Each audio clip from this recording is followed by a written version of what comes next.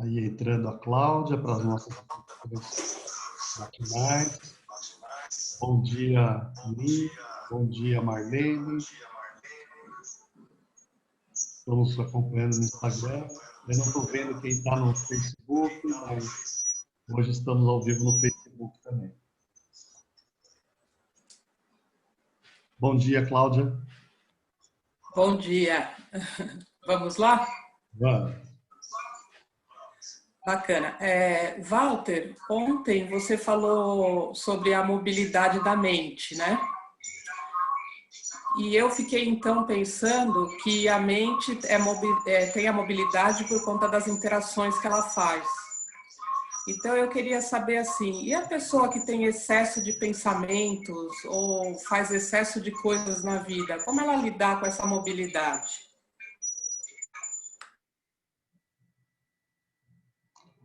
Sim, ontem nós falamos sobre algumas coisas dos cuidados, né, com a mente, e surgiu essa questão da mobilidade, da plasticidade, né? Uma palavra que é muito usada é plasticidade da mente, né?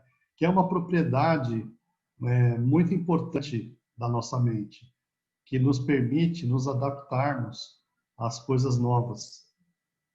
Então, desde um ambiente externo ou interno novo, nós temos a capacidade de nos adaptar.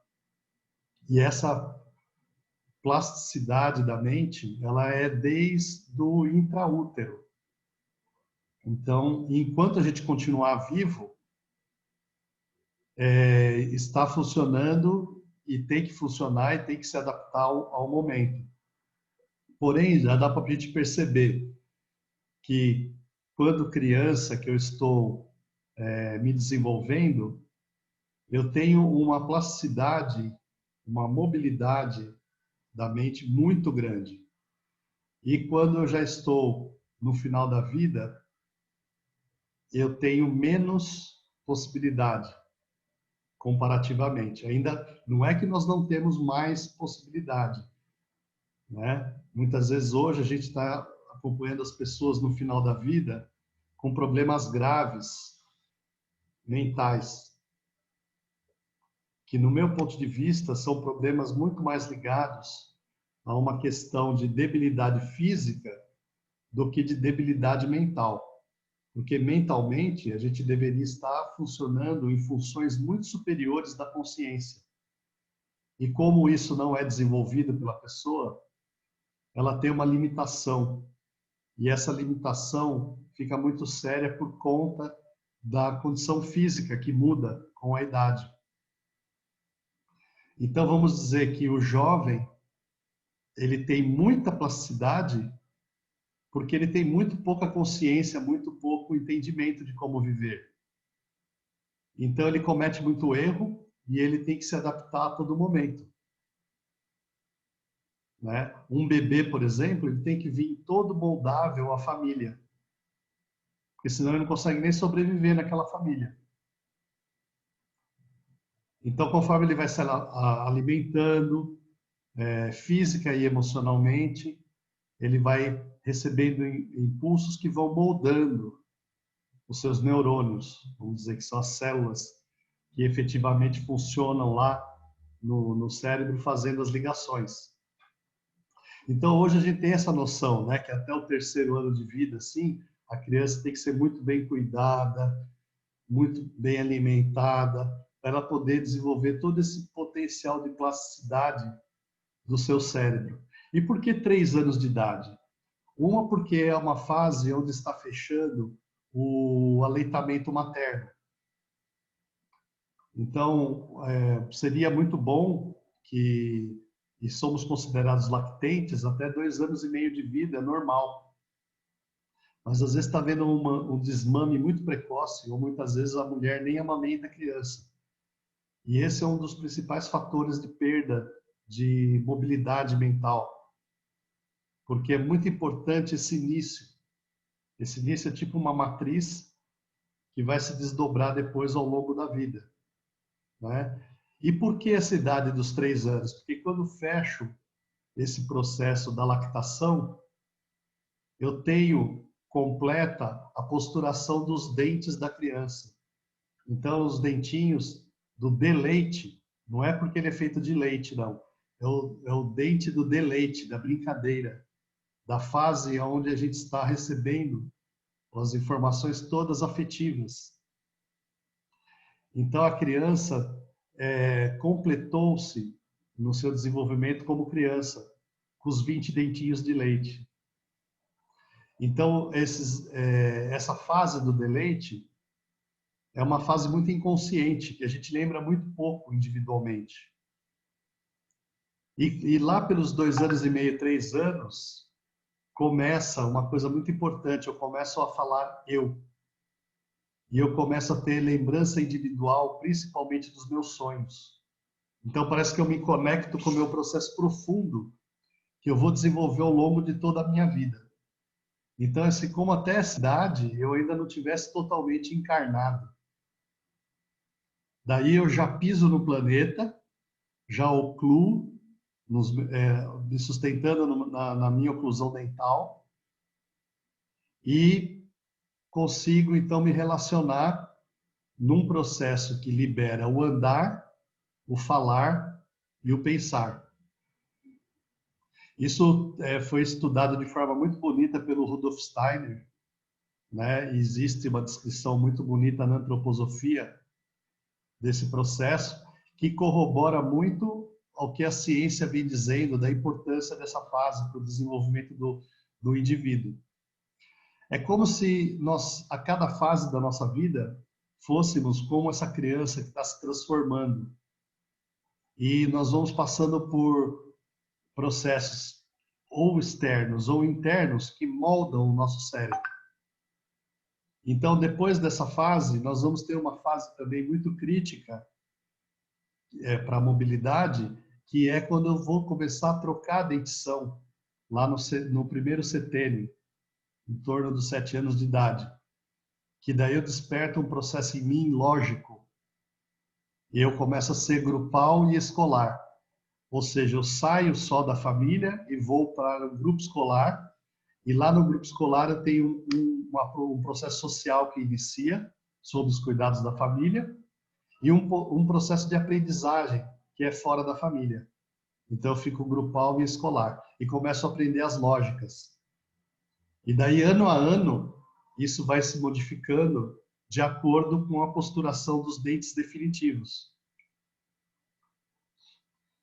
E lá em torno dos 14 anos, que eu já estou mocinho, ou a menina já está mocinha, já ficou mocinha, começa um desenvolvimento estimulado pelos hormônios sexuais, que daí vão dar caracteres secundários para a gente, moldando o nosso cérebro de forma feminina ou masculina, né, de acordo com a minha genética.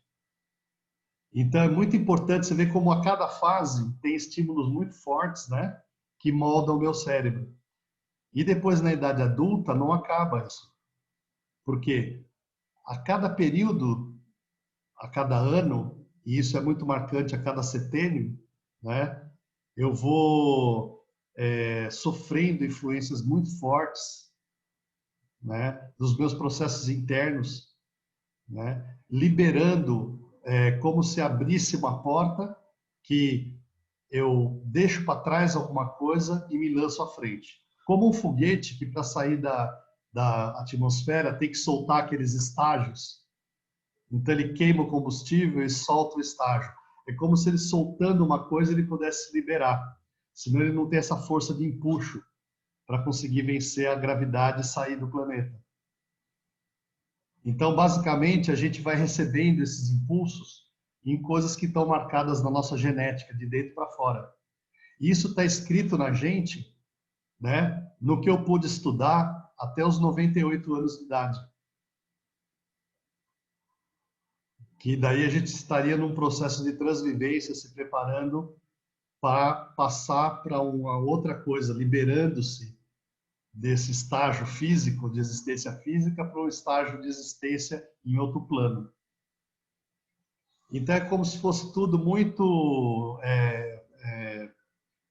matemático, e a gente pode até em linhas gerais comparar cada indivíduo e fazermos um livro, como aqui já colocaram, inclusive tem um livro do Rudolf Steiner com dos 3 primeiros anos, ele vai analisando todas as faixas etárias.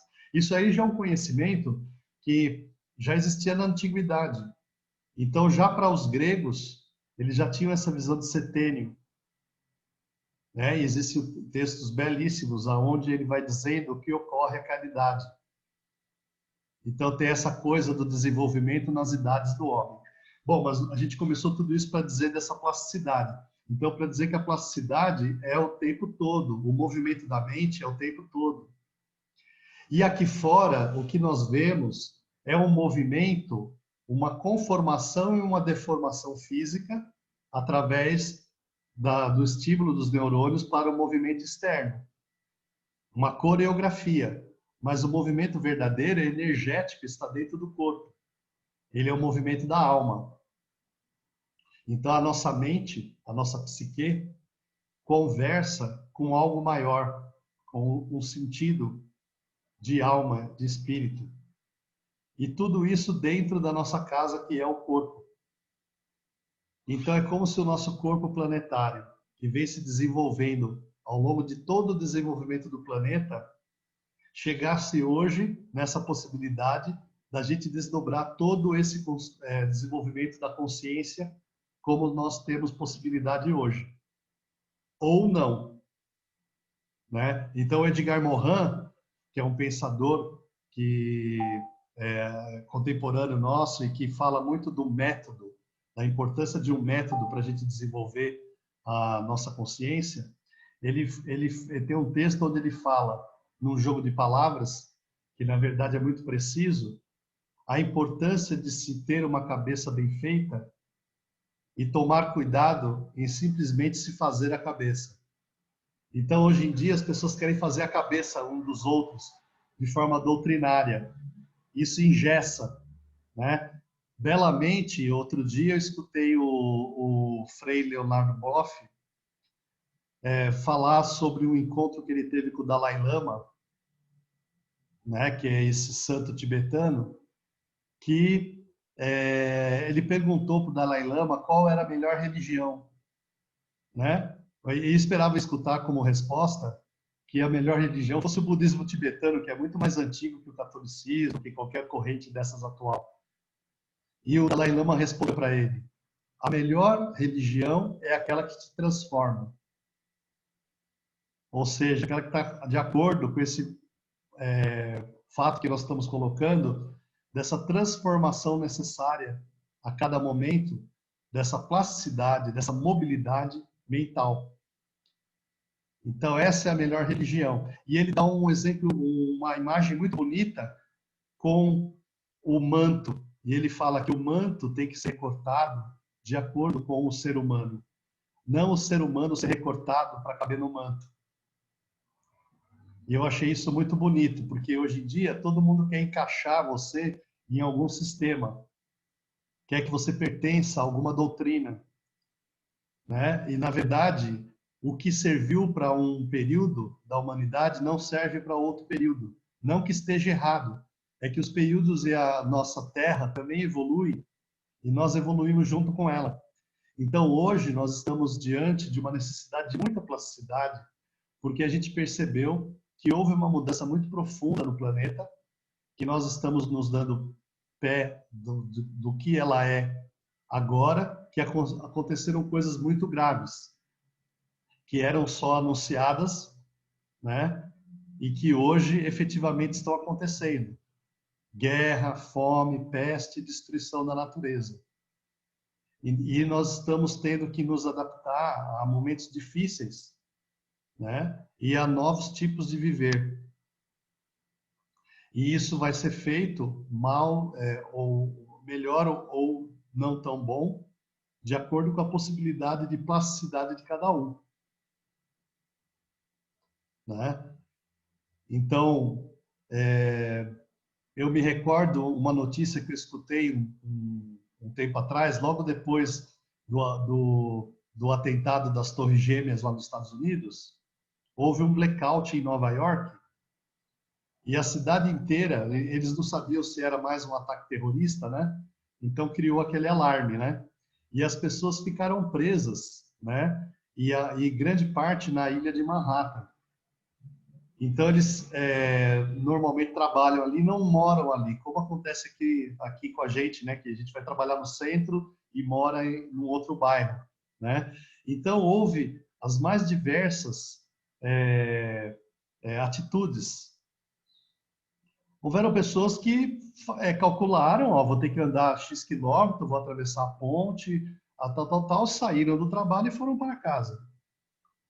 Outras pessoas ficaram por ali com medo, mas se relacionaram, foram arrumar o que comer, alguma coisa para fazer à noite, né? Jogar, conversar.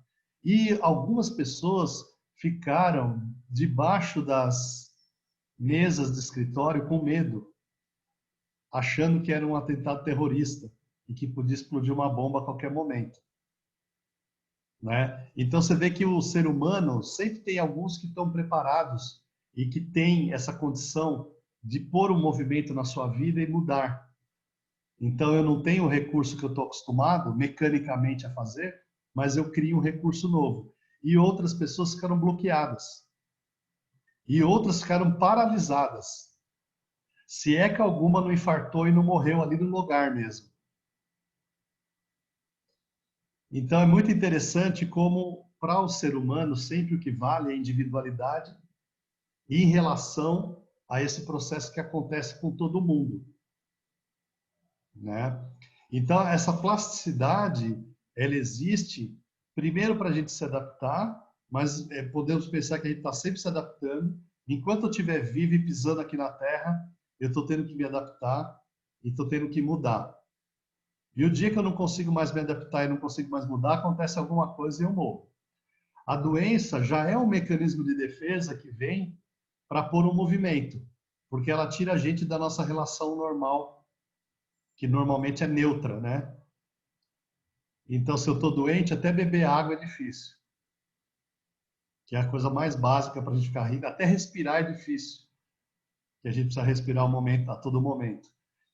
Então, a primeira defesa é eu me tornar doente, algo que é doente do ser, adoecer. É alguma coisa que é uma sabedoria do ser. E se eu não faço nada, isso pode virar uma moléstia. Uma moléstia já é algo que tem uma alteração anatômica, funcional, permanente. Recebe um nome. Mas antes de eu ter uma moléstia, eu já adoeci. Eu me sinto diferente. Como nós estamos sentindo agora no nosso momento, né? Que todo mundo está um pouquinho esquisito. E esse esquisito é o nosso adoecer. Então eu tenho que cuidar, e a principal mobilidade é da mente. Porque o corpo, ele segue aquela via de cura natural, a vis medicatrix naturae, que é uma autocracia, uma força autorreguladora do organismo. Porque o organismo tem essa sabedoria para se defender. Então, quem está se adaptando é o ser dotado de razão que reside em nós. E esse ser dotado de razão, né, de consciência, de crescimento, ele está tentando se tornar mais consciente e se adaptar. Tentando ter uma ida de vida feliz, uma felicidade. Numa ida de vida real, nesta realidade, né? Então, seria essa a importância da mobilidade. Então, a gente fica bravo quando adoece, né? Porque ninguém quer sair do seu normal. A gente não gosta de se sentir mal. Mas a gente deveria agradecer que alguma coisa mudou e está me obrigando a me mudar. Eu só tenho que saber o que que é. Se eu tiver essa mobilidade, né? Eu logo encontro, logo mudo, eu cedo. Isso aí é uma propriedade do ser humano, porque a gente é muito fraco, né? A gente não tem força nem para aguentar esse friozinho que está fazendo. Se a gente não se encher de blusa, um ventinho já ofende a gente. Então, devido à nossa fragilidade, a gente se curva à realidade e se adapta a ela. Então, é maravilhoso como existe esse mecanismo natural e que cada vez mais depende, nós como humanidade, de um desenvolvimento da consciência, né? Então, acho que basicamente é isso. Não sei se você quer complementar alguma coisa, né? Agradecer aqui Luiz Adamo, também que entrou, as pessoas que fizeram pergunta, né? Eu fiquei só assim, eu acho que essa coisa da mente aberta, né? Você trabalhar todas as possibilidades, né? A plasticidade acho que tem muito a ver com isso, né? Com certeza ela está ligada a essa multiplicidade e essa capacidade de olhar o diverso. Então você vê que hoje a doença da humanidade é porque a gente não é intolerante e não admite o novo nem o diferente.